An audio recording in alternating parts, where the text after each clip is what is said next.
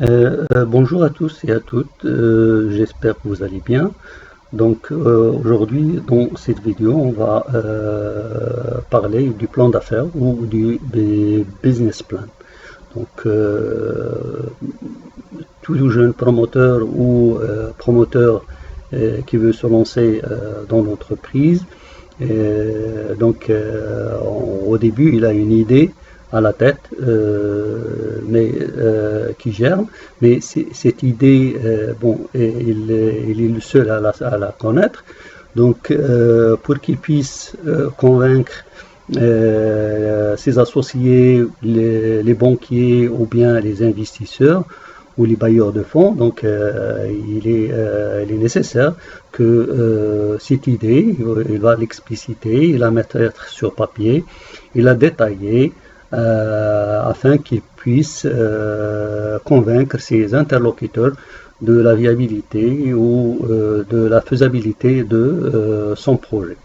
Donc c'est pour ça, le business plan, il est là, donc il vous permet de mettre en détail tout ce que vous avez dans la tête, et comme ça c'est un outil pour convaincre les investisseurs ou les banquiers. Bon, donc avant d'aller dans le vif du sujet, je demande à ceux qui ne sont pas abonnés à la chaîne de cliquer sur le bouton rouge en bas à droite, s'abonner, de cliquer sur la petite cloche pour qu'ils puissent recevoir les nouveautés. Et n'oubliez pas de partager avec vos amis pour que l'information puisse circuler, aussi surtout pour de partager avec les gens que ça peut intéresser. Voilà, donc on y va dans le sujet. Donc, qu'est-ce qu'un plan d'affaires? Donc, le plan d'affaires. Donc, avant de se lancer dans la création de son entreprise, il faut respecter certaines formalités pour s'assurer de la viabilité et de la rentabilité de son projet. Donc, l'élaboration du plan d'affaires ou du business plan est nécessaire pour convaincre ses interlocuteurs. Donc, ce document présente la valeur ajoutée de votre entreprise et son potentiel de rentabilité à moyen terme, ainsi que les moyens à mettre en œuvre pour atteindre cette rentabilité. Donc cette action requiert un certain savoir-faire, d'où parfois l'utilité de se faire aider par un professionnel. C'est normal.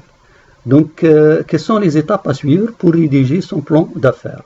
Donc on va les citer. Donc en premier, il faut prendre le soin de rédiger soi-même son plan d'affaires, sinon il faut que vous participiez dans sa création.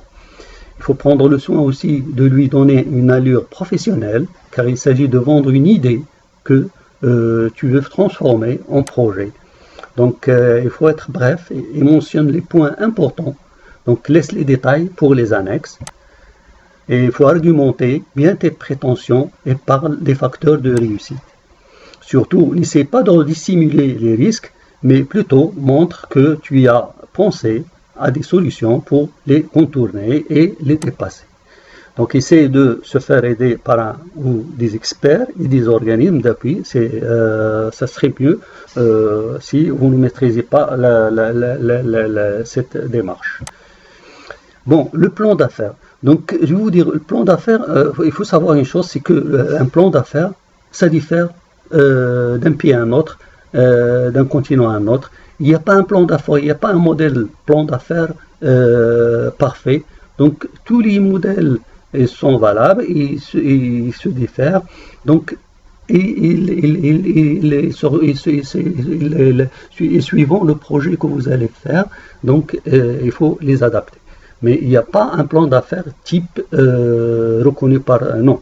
Donc c'est un plan d'affaires, il diffère je vous ai dit, d'un pays à l'autre, parce qu'il y a les anglo-saxons qui, par exemple, ils insistent sur la sécurité de projet, les francophones, ou plutôt les Américains, ils insistent sur la rentabilité de projet, etc. Bon, mais ce qu'il faut retenir dans tout ça, c'est qu'un plan d'affaires, moi j'ai essayé d'être plus général et plus exhaustif. Donc, avec cette technique ou avec cette démarche, vous ne pouvez rien rajouter.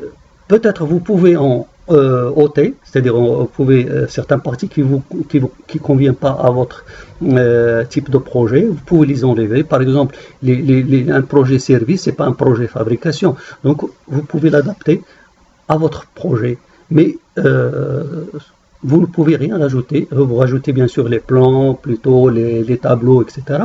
Mais le principe, il est là. Donc un plan d'affaires, il repose sur 5 piliers. Bon, moi j'ai fait 6, j'ai rajouté l'annexe. L'annexe, c'est là où vous allez mettre tous vos documents, les plans, les CV, les autorisations, etc. Mais un plan d'affaires repose sur 5 bases qui sont, il faut décrire votre projet, il faut décrire l'équipe dirigeante, il faut analyser la stratégie du marché, et puis la stratégie de commercialisation, comment vous allez commercialiser votre produit, et le plan financier, surtout, qui va vous permettre de convaincre les interlocuteurs financiers. Bon, donc je vais essayer de détailler chaque étape d'une manière plus approfondie, mais plus simple. Donc je ne me lance pas dans le verbe, mais c'est plutôt très simple. Donc si vous suivez ces étapes, rassurez-vous que votre plan d'affaires sera à la fin bien établi. Bon, donc on va commencer par la description du projet. Donc la description du projet, donc vous avez une idée en tête, il faut la mettre, faut la transformer en un plan, et puis il faut la transformer en une action. Bon, donc présenter un projet. Donc en quelques lignes, il faut décrire son projet en les situant dans son secteur d'activité, si c'est services, fabrication, agriculture, commerce, etc. Et puis, il faut indiquer comment l'idée du projet t'est venue, qu'est-ce qui t'a poussé à te lancer en affaires dans ce secteur d'activité bien précis. Le deuxième point, c'est la mission, c'est-à-dire vos produits et vos services. C'est qu'est-ce que vous allez faire. Donc, résume en une phrase ou deux la raison d'être de ton entreprise. La mission recouvre l'ensemble des activités de l'entreprise, les produits, les services offerts, acquis et sur quel territoire. C'est les objectifs. Donc, énumère les objectifs à atteindre à court terme, à moyen terme et à long terme. C'est-à-dire qu'est-ce que vous allez être dans quelques mois. Et puis pense à des objectifs spécifiques, mesurables, accessibles et surtout réalistes. Donc le calendrier de réalisation, donc il faut mettre en place un calendrier de réalisation, donc il énumère les principales étapes de, pardon, il y a un petit tableau qui s'insère là, donc énumère les principales étapes de réalisation de ton projet, incorporation, enregistrement, location d'espace, achat d'équipement, publicité, etc. Donc tout ça, il faut le mettre sur un calendrier bien précis pour l'exécuter. Et puis, prends le temps de planifier les étapes précédant ton projet. Cela te permettra de bien gérer la réalisation et la mise en route de ton entreprise. Et puis indique les dates de démarrage du projet et des premières ventes. Bon, la réglementation du secteur. Donc il faut décrire les différentes lois régissant le secteur, énumère les autorisations nécessaires à l'exercice de ton activité, telles que cahier de charges, études d'impact sur l'environnement, agréments, etc. Bon, le deuxième pilier, c'est l'équipe dirigeante et le promoteur. Donc c'est très important parce que le projet sans équipe dirigeante, il ne pourra jamais voir le jour. Bon, donc il faut en parler. Donc en premier, il faut parler de la situation personnelle. Donc rédige un paragraphe indiquant ton profil, ta situation familiale, région, ta ville natale. Tu peux aussi mentionner tes motivations pour la création de cette entreprise. Et puis passer au bilan personnel. Donc faire un bilan personnel, c'est prendre le temps de se poser des questions, de faire le point sur son parcours et sa situation pour pouvoir répondre reprendre sa vie en main et repartir de l'avant avec plus de force et de confiance. Indique ta situation financière, tes avoirs, ta relation avec ta banque. Bon, quelles sont mes compétences? Donc, il faut parler de ces compétences, indique tes études et formations, tes expériences, ton savoir-faire technique, organisation du travail, administration d'entreprise, expérience entrepreneuriale. Et il ne s'agit pas de placer ici ton CV, mais préfère plutôt les informations en relation avec le projet. Le CV, tu le gardes pour l'annexe. Alors, et puis l'équipe projet, il faut parler un peu de ton équipe projet. Donc, si tu n'es pas promoteur unique dans ce projet, fais une présentation de tes partenaires en soulignant leurs apports au projet et fais ressortir les atouts et les complémentarités de chacun de ces promoteurs. Et puis, le choix de la forme juridique de ton entreprise.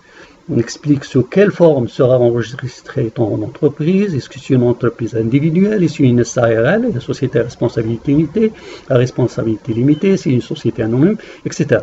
Donc, en quoi la forme choisie est-elle avantageuse pour toi? Le troisième pilier, c'est l'analyse stratégique du marché. Donc, il faut analyser son marché avant d'y aller. Donc, en premier, on commence par présenter le secteur.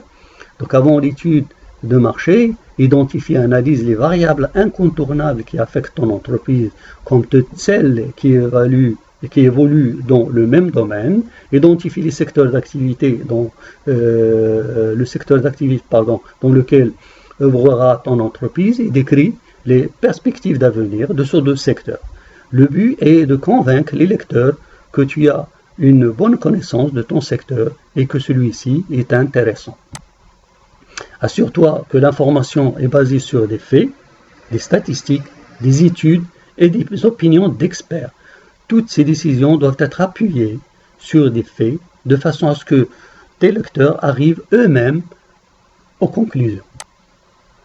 Bon, le marché potentiel, il faut parler de ton marché potentiel. Donc le marché potentiel, c'est l'ensemble des personnes et des entreprises qui demandent ou qui sont susceptibles de demander des produits ou des services pour satisfaire leurs besoins.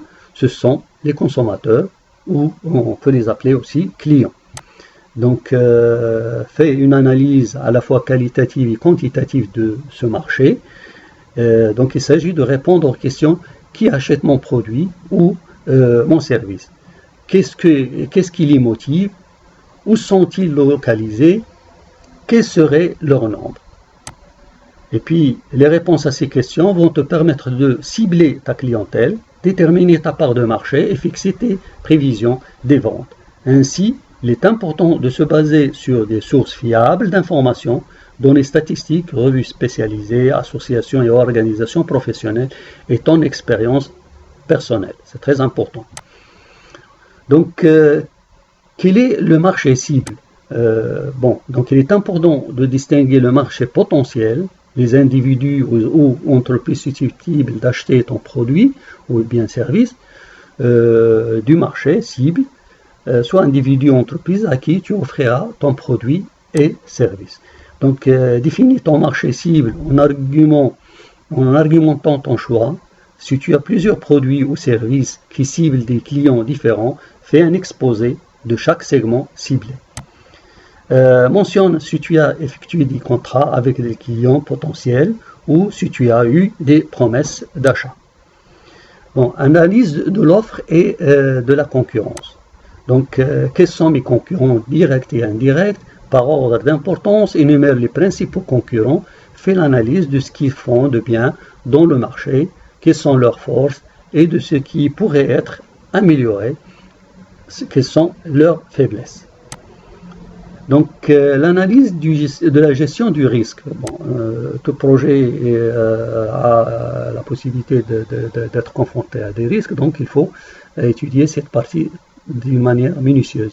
Donc, il faut indiquer les opportunités, mais aussi les risques du marché, quelles sont les menaces, explique la probabilité pour que cela se produise, comment vas-tu limiter les répercussions, voire même retourner les risques en opportunités. Bon, la quatrième base ou le quatrième pilier d'un plan d'affaires, c'est la stratégie de commercialisation. Comment je vais, bon, voilà, j'ai une idée, je vais monter un projet, comment je vais commercialiser? Qu'est-ce que je dois faire pour convaincre les clients pour me suivre? Voilà, donc l'objectif, c'est de la part du marché et les prévisions des ventes. Donc en se basant sur l'analyse stratégique, fais l'estimation de ta part du marché bien sûr, définis des objectifs à court, moyen et long terme, et fais des hypothèses claires pour déterminer les ventes brutes pour les premières années d'exploitation.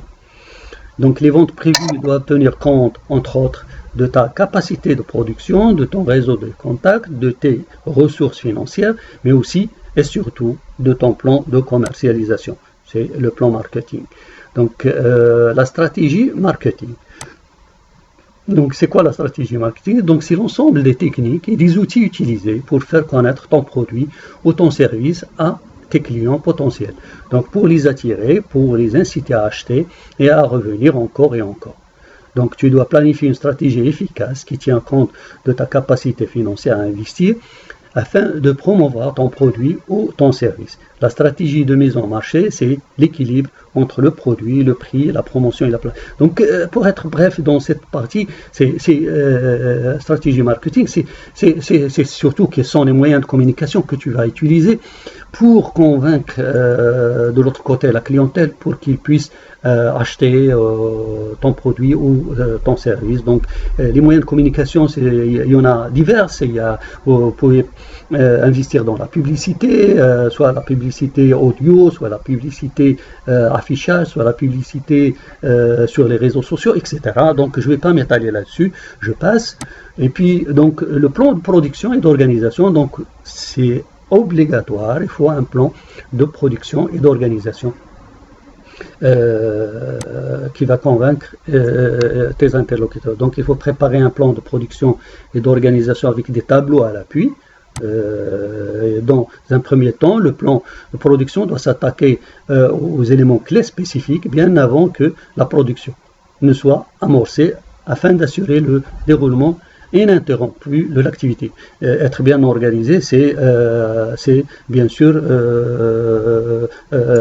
être sûr de ce que tu fais et de le faire bien pour ne pas avoir, surtout pour ne pas avoir des surprises. C'est ça l'importance, il faut éviter les surprises. Donc le processus, il faut en parler du processus de production. Donc tu produis un bien ou un service qui implique des étapes de production, décris-les de façon à ce que les lecteurs de ton plan d'affaires comprennent mieux ce domaine qui n'est pas le leur. Donc il faut préciser les ressources humaines et matérielles nécessaires pour chaque étape. Et puis bon, on passe à l'approvisionnement. Donc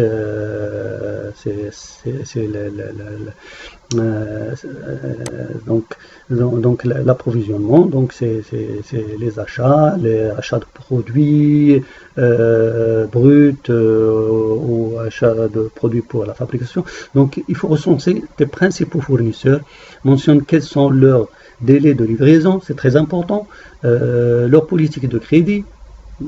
Ça vous soulage de point de vue financier. Explique de quelle manière tu vas contrôler ton inventaire de matières premières.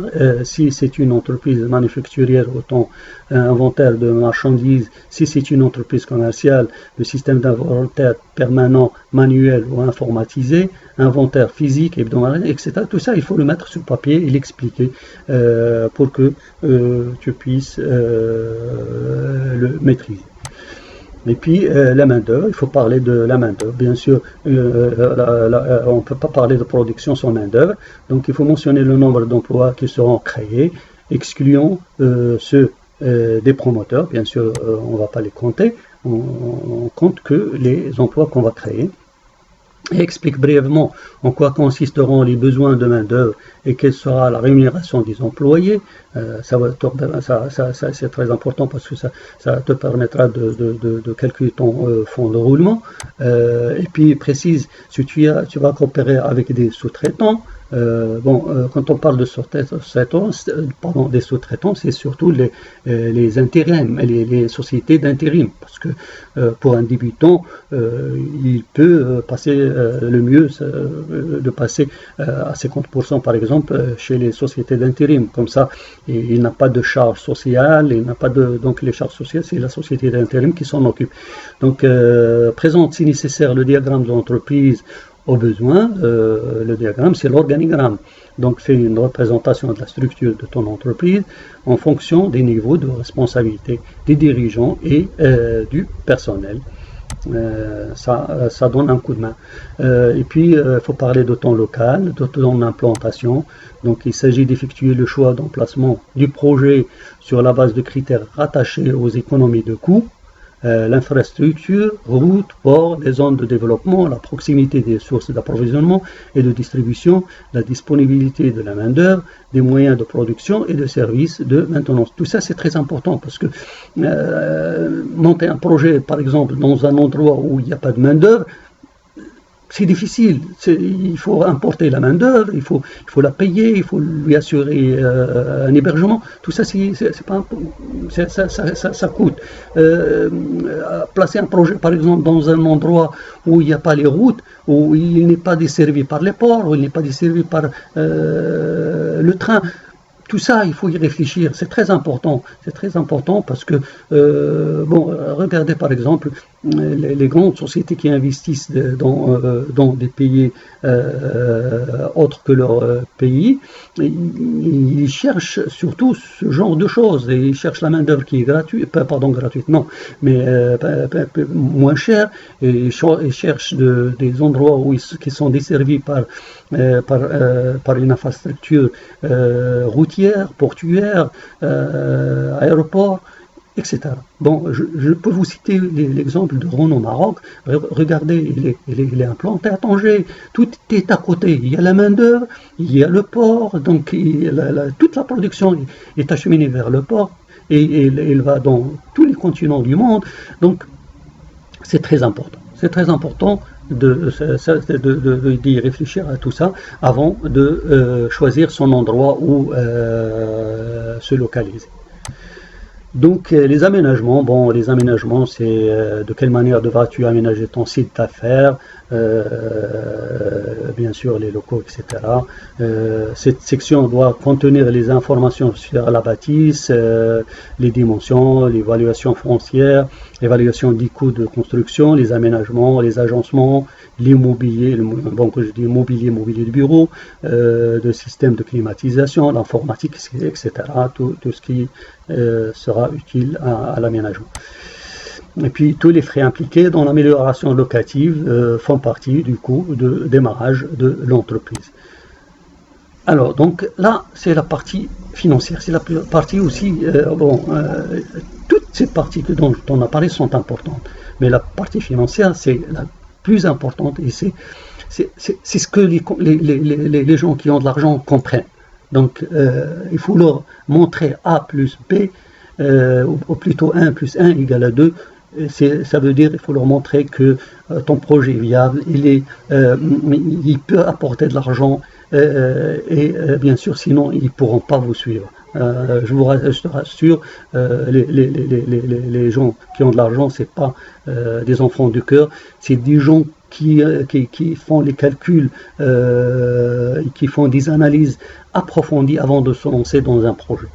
Donc il faut étudier cette partie minutieusement. Donc le coût et le financement du projet. Donc il faut détailler les investissements et les coûts. Il faut parler des financements, comment vous allez financer ça, passer par les banques, fonds propres, investisseurs, bailleurs de fonds, etc. Remboursement et charges financières, comment vous allez rembourser votre prêt. Voilà, donc il faut en parler pour que les gens puissent comprendre. Et puis, il faut parler de son chiffre d'affaires. Avec ce projet, quel est le chiffre d'affaires que vous avez comme objectif? Donc le chiffre d'affaires en abrégé CA, c'est la somme des ventes de biens ou de services. Donc, il est égal au montant hors taxe de l'ensemble des transactions réalisées par l'entreprise avec des tierces dans le cadre de son activité normale. Donc, le chiffre d'affaires, c'est les ventes que tu vas réaliser, soit en service, soit en produits fabriqués, etc. Donc, ça, on pourra le déterminer. Bon, il t'est demandé ici de faire des projections sur la base de moins deux variantes, l'une pessimiste et l'autre optimiste. Donc il faut pas toujours être optimiste, mais il faut être aussi pessimiste pour que on ne tombe pas dans l'erreur. Donc les estimations des charges d'exploitation, donc il faut en parler. Quelles sont tes charges d'exploitation? Il faut les présenter sous un tableau récapitulatif. Il faut parler des estimations du besoin en fonds de roulement d'exploitation. Donc le calcul de besoin en fonds de roulement, en abrégé c'est le BFR, te permet d'obtenir le montant du besoin ou de la ressource de financement gérée par ton entreprise suite au différé d'encaissement et de décaissement sur ton cycle d'exploitation. Donc les stocks, les créances clients, les créances fiscales, les dettes fournisseurs, les dettes fiscales, etc. Donc le fonds de roulement, c'est le montant très clair, c'est le montant qu'il vous faut pour que ton entreprise tourne sans problème. C'est-à-dire sans avoir de problèmes financiers ou bien sans être bloqué par les fournisseurs qui n'ont pas été payés ou bien les employés qui n'ont pas été. Donc c'est le montant qu'il me faut pour que mon entreprise tourne correctement. C'est ce qu'on appelle les besoins en fonds de roulement et ça, en fonds de roulement, pardon. Et ça, il faut le calculer. Si vous ne pouvez pas le faire, il faut se faire aider par des professionnels.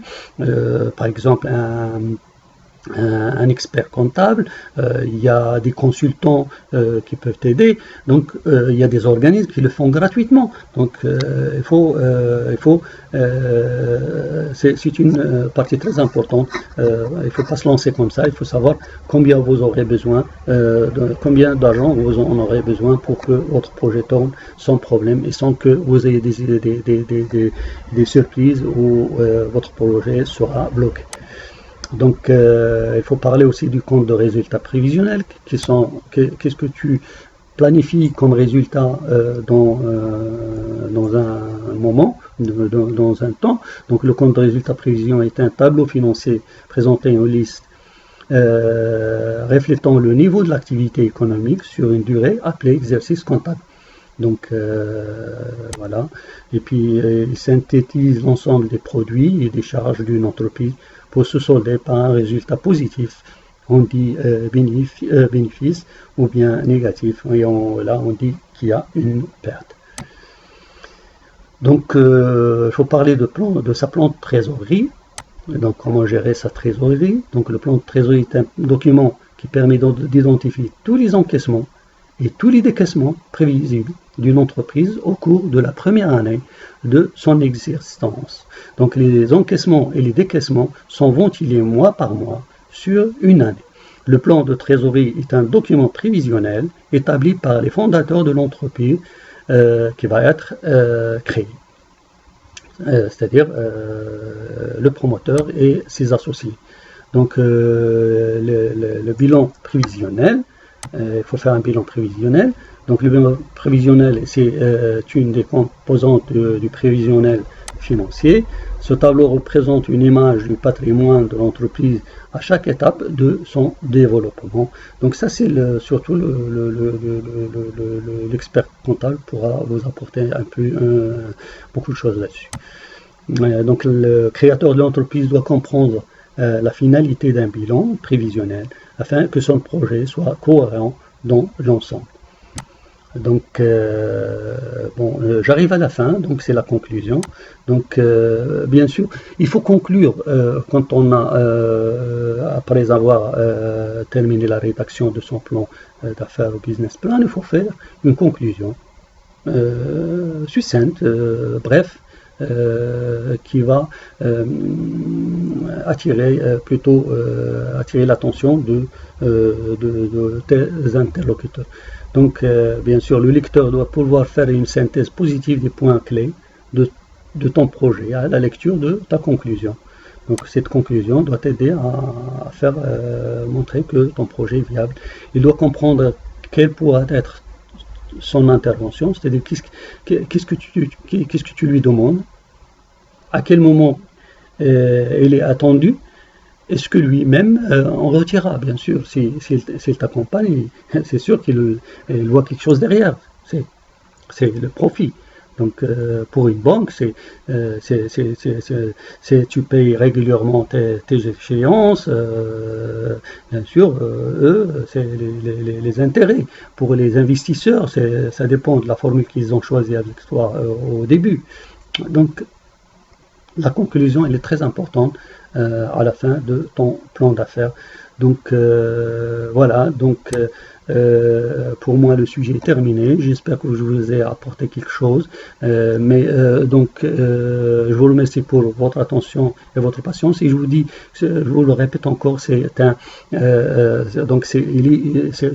plan d'affaires, il est, et pour moi, il englobe tout, il est exhaustif. Donc, vous ne pouvez pas en rajouter plus que les tableaux, les plans, etc. Mais il est exhaustif. Vous pouvez peut-être en enlever des parties qui ne conviennent pas à ton projet. Par exemple, si ton projet est un projet de service, et bien sûr, il diffère d'un projet de fabrication. Donc, il y a des choses que tu peux enlever. Mais le principe, il est là. Il suffit d'y répondre étape par étape. Comme ça, à la fin, tu te trouveras avec un bon plan d'affaires que les banques pourront sûrement accepter, ou bien les investisseurs ou tes interlocuteurs. Voilà, encore une fois, je vous remercie. Et avant de vous quitter, pour ceux qui ne se sont pas abonnés, je leur demande de cliquer sur le bouton rouge en bas à droite, de cliquer sur la petite cloche pour recevoir les nouveautés et de partager au maximum pour que les gens pour que l'information puisse circuler. Et surtout les gens partager avec les gens que vous jugez que ça les intéressera. Voilà, donc pour moi j'ai tenu ma promesse, parce que ce plan d'affaires, je l'avais promis quand j'ai mis en ligne la vidéo sur Intellara. Donc je l'avais promis aujourd'hui, voilà, je tiens ma promesse. Donc pour les gens qui veulent s'investir sur le projet avec le projet Intellara, donc ça, c'est un outil qu'ils peuvent utiliser pour mettre en place leur plan d'affaires, qui leur permettra bien sûr de convaincre leurs interlocuteurs, à savoir banques ou investisseurs. Et voilà, donc je vous souhaite une bonne journée. Merci beaucoup et à la prochaine. Au revoir.